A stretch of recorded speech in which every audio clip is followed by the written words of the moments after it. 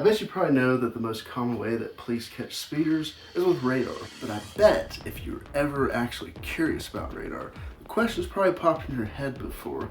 What would actually happen if there were two cops, both were on radar and they were heading towards each other? What would actually happen? In case you didn't know, there's several different radar manufacturers, and each one of those manufacturers has its own specific subset of frequencies that it operates within. But what if, in this scenario, where we have these two cops heading towards each other, they're running the exact same type of radar? What actually happens? Do they interfere with each other? Do they do nothing? Or does something crazy happen? I've always wondered this myself, and so have a lot of other people, but rest assured that after today's video, you're gonna know exactly what happens when this scenario occurs, and you're also gonna know whether or not those age-old myths that you've heard in the past were actually true or not. So to actually answer this question, I'm gonna have to decide on a particular radar unit to use.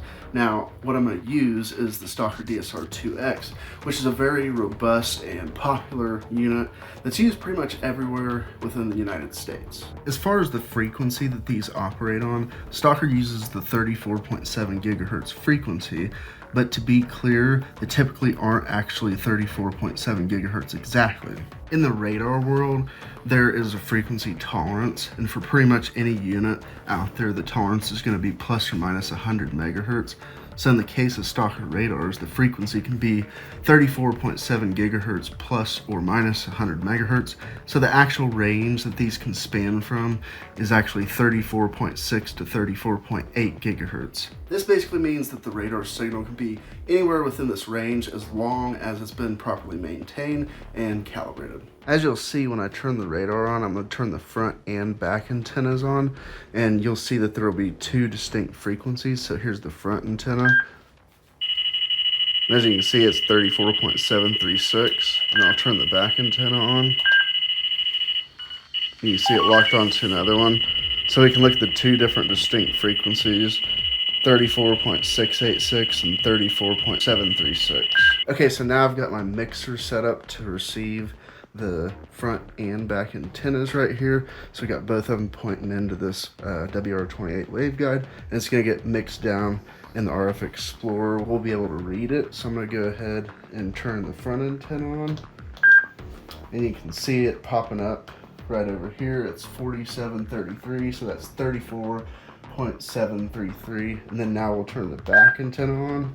As you can see right there, it's 4684. So as you can see, they're quite a bit different between the front and back antenna. And if I was to have two front antennas, and they would still at least be a little bit different. The reason that the frequencies are never the same is because these units use what's called a gun diode oscillator. And basically this type of an oscillator has some really interesting characteristics that basically make the frequency unpredictable. So when a gun diode oscillator first powers on, the frequency drifts quite a bit, and this is because the gun diode is heating up, but it only takes, maybe a second or so before it finally settles down and somewhat stabilizes. But once it does stabilize, the frequency is never completely stable. It just kind of wanders around the frequency spectrum, typically slowly decreasing in frequency and wandering left to right. The frequency of the gun diode also changes with ambient temperature. As it cools off, the frequency will increase, and as it heats up, the frequency will decrease. As you can see with this hairdryer example, the frequency rapidly starts decreasing as the antenna starts to heat up. An important note is that each gun diode oscillator has slightly different drift characteristics due to manufacturing tolerances. Another important thing is handling the antenna or hitting a bump or any vibrations that vibrate the antenna, or even things placed in front of or nearby the antenna can have a drastic effect on the frequency that's actually being transmitted by the gun diode oscillator, and that's because it changes the surrounding capacitances and characteristic impedance of the antenna. So in other words, even if you have a scenario like we talked about where the two cops have the exact same radar units, the chances of the frequencies being exactly the same just aren't very viable. It's like 1 in a billion chance. So in the real world, the answer to that question is they're not really going to do anything. But how close do they actually have to be to potentially do anything? To understand this, you first need to understand, in a nutshell, how the radar actually acquires the speed to begin with. Basically, the gun diode oscillator is turned on, and when it is, it transmits a frequency. That frequency travels out, away from the antenna, and hits a vehicle. If the vehicle is moving towards the radar, it compresses the signal and it shifts it slightly higher. If it was moving away, then it dilates the signal and it shifts it slightly lower. The radar receives this shifted signal and compares it to the original signal and calculates the difference between the two. This shift will be in kilohertz and for a speed range of 10 to 200 miles per hour, which is usually what stocker radars are rated for. Basically, the faster the vehicle is traveling, the more the frequency shifts. At 10 miles an hour, the Doppler shift will be 1 kilohertz, and at 200 miles an hour, it would be 20.7 kilohertz. So basically, there's a window around the original transmitted signal that the radar listens in, and any frequency or speed outside that window, it's going to ignore. So the size of this window is plus or minus 20.7 kilohertz, or 41.4 kilohertz total bandwidth.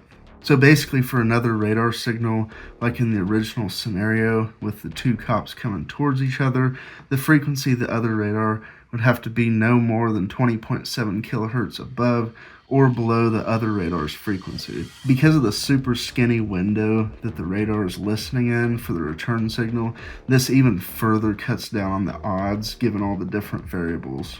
So what actually happens if the signal from the other radar just happens to fall within that very narrow slice? If this actually did happen in the real world, well, first of all, it'd be a really rare event to occur, but one of two things would happen. You'd either get some blocking or you might get some erroneous readings that'd be very erratic, but in a real setting, this likely wouldn't last for very long because, as you know, both of the gun diode oscillators are going to be sitting there drifting, and so they won't actually be intersected for very long, maybe a couple of seconds, but in that time frame of that couple of seconds, you will get some blocking and some erratic readings, but nothing too crazy. If you like this video, make sure you give it a thumbs up.